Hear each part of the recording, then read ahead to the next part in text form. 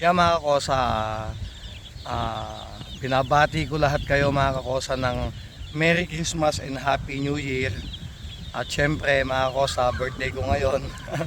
Happy birthday sa sarili ko. At ito mga kakosa, lubos kong pinapasalamatan to unang-una sa mahal na Panginoon at sa pamilya ko. At syempre sa suporta nyo na nagtiwala sa akin mga kakosa, sana mabigyan ko kayo ng maayos na manok at ng mga pangarap nyo. No, so ito mga kakosa, konting tip lang para sa mga baguhang breeder na pinanggalingan ng karamihan gaya ko, na sa awa ng Diyos at sa tulong ng Diyos ito umunlad tayo. At sana mga kakosa, itong konting tip ko sa inyo makatulong din mga kakosa. Tandaan nyo mga kakosa, sa buhay natin madami tayong pagsubok gaya ko mga kakosa. Ako almost 24 years ako sa Italy na katulong. Nandyan yung bumagsak ako, umangat ako. Gaya ngayon mga kakosa, bumagsak din ako. Hindi ako mga kakosa nahihiya na magsabi na bumagsak ako. Dahil kasi kasama yan sa parte ng buhay, yung pag-angat at pagbagsak sa buhay. Pero syempre, kayo din mga kakosa ang gagawa ng dahilan kung paano kayo akat, at kayo din ang may gawa ng dahilan kung paano kayo bumagsak mga kakosa. Dapat lagi niyong tatandaan na yung pagsubok mga kakosa, nandyan lang yan lagi. Hindi mo mayaalis sa mga kakosa yung pagsubok na yan. Ngayon ako kwento ko sa inyo na nung panahon na unang-una, syempre pinakamahirap dyan hanapin yung mga tao, yung mga tauhan natin, kapatid natin dito sa farm. Sa mga katulad ng OFW, medyo madami ako naririnig na pag OFW ka, wala kang taong matino sa farm mo.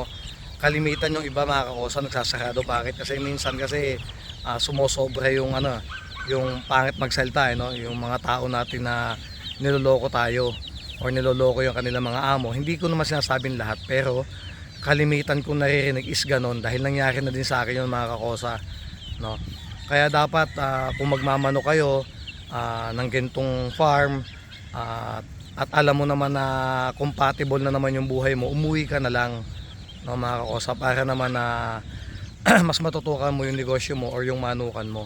Pero kung meron ka naman mga kakosa na pamilya o magulang, kapatid na alam mo naman talaga na mapagkakatiwala naman talaga natin, pwede natin pagpatuloy ang ating manukan. Pero syempre bilang isang magkasabong, kahit pa nasasaktan tayo, laban pa rin tayo di ba? Para tayo mga manok na kahit lawit na ang bituka, dahil pasyon natin to at mahal natin yung ating pagmamanok, dinidiretso pa din natin.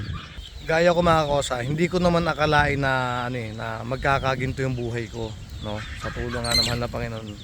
Dahil syempre lagi nyo tatandaan, kahit humiling kayo ng humiling sa Diyos, magsimba kayo araw-araw na ginawa ng Diyos, pero hindi nyo sinisikap at hindi nyo tinatrabaho ang gusto nyo, hindi nyo pa din makakamtan yun. May kasabihan nga nasa Diyos ang awa, nasa tao ang gawa. Kaya mga kakosa, magpursige kayo doon sa mga nangangarap katulad ng kliyente natin. Napakadami. Kung di ako nagkakamali mga kakosa, ang kliyente ko ngayon umorder sa akin is mahigit 500 na tao. Higit 500 pero yung iba mga kakosa, dahil nag-cut off ako ng January 1, so hindi ko na mabigyan yung iba, dahil syempre kaya sabi ko, gusto ko yung maibigay ko is maayos, Kaya dapat lagi yung tatandaan magsumikap tayo. At saka ang pinakamahirap, ang lagi natin tatandaan, maging makontento tayo kung anong meron tayo. Tandaan nyo yung inggit sa katawan, tinatanggal yan. Kasi walang gamot sa inggit walang naiinom na gamot para gumaling ka sa inggit. Yung inggit, ikaw mismo sa puso mo, sa puso mo, ikaw ang magtatanggal niyan. Dapat talaga ito ang tatandaan nyo, pag may nakatulong sa inyong kaibigan, or kap o pamilya, tandaan nyo, bigyan nyo ng importansya yon. Dahil kasi kung hindi kayo marunong magbigay ng importansya sa kapwa nyo mga nakatulong, kung di nyo bibigyan ng importansya yung nakatulong sa inyo mga kosa, para sa akin useless yan, Kasi yung galit sa puso, tinatanggal yan. Dahil may kasabihin nga na kung ang Diyos nga marunong magpatawad, ang tao pa kaya. Yan mga kakosa. Kaya para sa akin mga kakosa, sikapin nyo yung pangarap nyo na matupad. Madami na mga kakosa na maliliit na farm na lumaki ngayon, Isa na to sa akin, hindi ko masasabing malaking malaki, pero para sa akin, dahil small time lang ako mga kakosa, para sa akin malaki na to para sa akin kung manukan natin na to. At yun mga kosa, lagi tatandaan, huwag kayong susuko sa mga pangarap nyo sa buhay. Sana magbigay inspirasyon yung mga ibang YouTuber o yung mga ibang vlogger sa dahil sabi na ma-motivate kayo na pagka gusto niyo na sumuko, manood lang kayo sa kanila habang nakikita niyo yung pag-angat nila, no? Nakakatuwa 'yon kasi sa sa pag-angat nila mga kosa, doon kayo mamomotivate ng doon kayo mamomotivate kasi syempre ba't si ganun nagkaginto, kung kaya nila kaya ko din yun ang lagi nyo isipin mga kakosa. At isa-shoutout ko talaga lahat ng mga kliyente ko, no? Napakadami nyo mga kakosa, maraming salamat po sa inyo at sana talaga mabigyan ko kayo ng yung hinihintay nyo kasi alam ko at kalimitan na kliyente natin is OFW at mga backyard breeder gaya ko noon. Sana sisikapin natin mabigyan talaga kayo ng maayos na syempre pinaghirapan nyo yun. Ulitin ko, gaya isang katulong sa ibang bansa, kahit may sakit tayo, magtatrabaho tayo. Bakit? Kasi wala namang magtatrabaho dun sa trabaho natin kung di tayo magtatrabaho. Dahil dinanas ko din mga kosa, kahit may sakit, diretso trabaho dahil hindi po pwedeng umabsent no? Kaya iramdam ko kayo mga OFW kasi dyan ako nanggaling. Tayo dito mga kakosa, meron tayong mga vendor na kliyente. So nakakatuwa naman na nagpupursige sila na bumili ng maayos na manok. At sisikapin natin na mabigyan din sila syempre ng inaasam nila at pangarap nila na makatulong tayo, no, sa mga backyard breeder na yan. Ito pa mga kosa, ngayon may nagsasabi, may naririnig ako na mura daw tayo magbenta, no? Bakit daw hindi tayo sumabay sa mga presyo nung iba dyan. So ako mga kakosa, iba ako. Hindi naman ako nakikipagkompetensya kung kaninong Poncio Pilato na kesyo kailangan kong imahal yung manok ko. Hindi ko na kailangan imahal kasi para sa akin okay na yung presyo na yun para makatulong ako sa mga gusto magkaroon ng maayos na materyales, no? Wala din namang masama kung magbenta ka ng 4 months, di ba? Dahil anong masama doon kung magbenta ka ng 4 months? Walang masama doon. Ang masama lang doon kung bibigyan mo ng hindi maayos yung manok mo, kahit ba naman na ready to breed ang ibigay mo, kung hindi naman maayos ang ibinigay mo, no? Di mas matindi pa yon. Yan mga kakosa. Kaya mga kakosa, yun lang may papangako ko sa inyo at sana mabigyan ko talaga kayo ng maayos at yung iniintay nyo na gusto nyong makuha dito sa aming game farm, no? Sa ANA Kakosa Game Farm. At sana patuloy na pagsuporta nyo sa amin sa akin team. Lubos ko talaga pinapasalamatan yun dahil talagang hindi ko akalain, no? Hindi ko akalain talaga na dadagsa yung kliyente natin. Hindi ko, kumbaga, ini-imagine ko paano nangyari, no? Paano nangyari na dumami sila. So ibig sabihin, habang dumadami sila, madami nagtitiwala sa atin. At ito ang tandaan nyo mga kakosa, sa lahat ng tao, no, sa lahat ng tao, lagi may against dyan. Isipin nyo, pangit idamay ang Diyos, no? Pangit. So iisang halimbawa lang natin, no? Tabi-tabi po, lagi akong tatabi-tabi na sana wag na magalit sa akin. Sa Diyos nga may nagagalit Isipin mo, Diyos na yun, sa atin pa kaya o sa akin pa kaya, no? Hindi mawawala sa tao yan na kahit wala kang ginagawang kasalanan doon sa isa, ay mainit ang dugo sa'yo, no, mga kakosa. Pero okay na yun, ipagpatuloy nyo yung buhay nyo, pagpatuloy natin ang buhay natin. Basta mahalaga maging masaya tayo kung anong meron tayo. At tandaan nyo, ulitin ko, tanggalin nyo ang inggit sa sarili o sa katawan kasi yan talaga ang nakakasira ng diskarte, yung inggit na yan.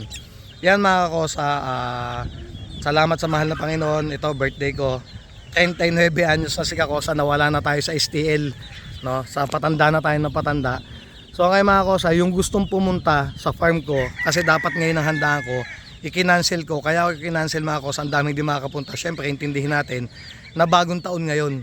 So kung pupunta sila dito, mawawalan sila ng oras sa gabi. So ang ginawa ko mga kakosa, January 7 linggo. Yan, linggo, January 7 linggo. Linggo, pwede kayong pumunta dito at nandun na yung pre-raffle natin mga kakosa. Doon sa mga natin, sa mga buyers natin. At syempre aasikasuhin ko pa yung sa mga followers natin, bibigyan din natin yung free raffle, mga kakosa. At ito na mga kakosa, ito na ngayon yung naipundar ni Kakosa Oh, sa bagay, lagi-lagi nyo naman nakikita. Baka nga minsan kumbaga, nauumay na kayo no? Kumbaga, nagsasawa na. Wag naman sana, no? Eto na sila ngayon mga kakosa. Ito, Toy. Yan mga kakosa, ito yung bunsong anak ko.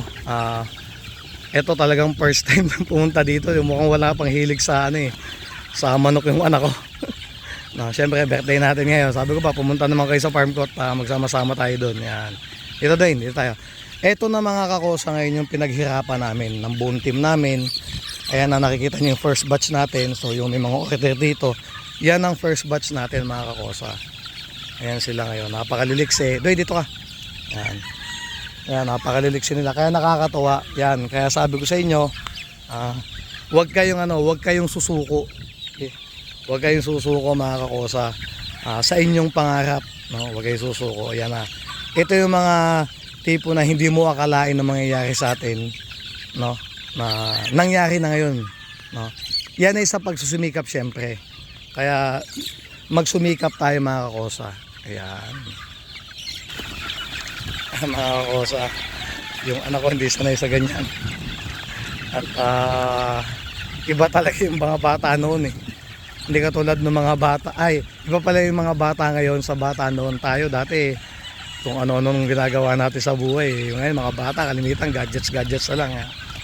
Yan. Sana naman matuto siya mag-alaga ng manok sa sunod. Yun, wag lang sa sugal. Doon, Totoy, sa lahat mo na yan, doon sa kabila. Yan. Lahat mo yan, pagkain na yan. Okay, lahat mo, damihan mo. Yan, damihan mo.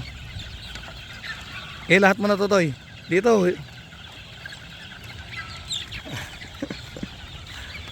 Yan mga kakosa. Okay na. Ayun. Patakan tayo. Yan mga kakosa. Ito yung first batch natin mga kakosa. Yan na. Sana hindi kayo nagsasawang panoodin yung... Kasi guys, sabi ko hindi man ako nagko-content. Yung gusto ko lang katulad nitong ganito. Masayang tignan. So dyan lang tayo. Ayan mga kakosa. Pinakita ko lang. So kahit papano ma-motivate ko kayo. Kahit konting tulong man lang, no? Sa kung ano ang naabot ni Kakosa, no? At syempre mga kakosa, ito na ngayon yung natin, yung ating ulitin ko, lagi nyo naman nakikita, huwag sana kayo mag-asawa. Ito na ngayon ang ating manukan. Ayan, di ba? Ayan, ito yung achievement natin, no? Hindi ko napapakita mga kakosa, video natin doon third batch, nandun yung second batch. Ayan mga kakosa, nandun yung ating conditioning area, nandyan ang gradas. Ito, lagi nyo naman nakikita to. Siguro yung mga bago lang na makakapanood yan. Ayan mga kakosa, yung ating range ng second batch. At syempre ito yung ating cording. Ayan, napakalinis na ngayon. Salamat sa mga kapatid natin dito na masisipag. Ayan, yan ang mga kakosa, di ba? Ayun yung mga natin, oh. Ayan, yung ating second batch, kagulo din. Ayan na mga kakosa. Eto na mga kakosa yung pinaghirapan namin. Pinagsikap. Kakosa, sana matuwa kayo sa video to. Kahit paano. Ayan mga kakosa, ulitin ko, Merry Christmas and Happy New Year po sa atin lahat. At sana po next year pa at sa mga susunod pang taon, mas mapaganda pa namin itong manukan namin at mas maiayos lalo ang aming mga manok, no? Para sa susunod na kumuha uli kayo, may bago uli tayo na kwento sa madalit sabi. Yan hindi na po ako magsha-shoutout ng iba, basta shoutout po sa inyong lahat. Ingat po tayong lahat at God bless po. Maraming salamat po.